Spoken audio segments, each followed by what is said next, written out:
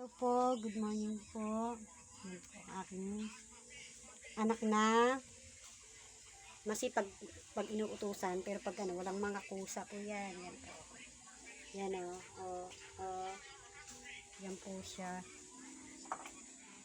Ang hirap po paano nang kulang po ang gagalaw sa loob ng bahay. Dapat po lahat sila may mga obligasyon. Meron po nagtitipid ng bado. Meron po nagliligpit po ng bado, mga damit, tapos wala na sila kung anong gustong gawin nila ngayong araw. Hirap eh. Hirap mga pag-utos-utusan. Gusto ko magkukusa lang sana. Yan po. Siya. Maghugas po siya. Yan ako niya.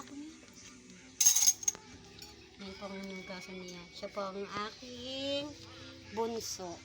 Bunso ko po siya. Bunsong anak ko po yan. Tapos ang aking pong isang anak ay busy kumain sa kwarto. Diyan siya nagtatago. Nagtatago sa kwarto magkain. Marasap. So po, give me star. Please follow po and share. Please, payakap naman po sa mga star nyo po. Mga ka-followers, mga FB reels ko. Okay.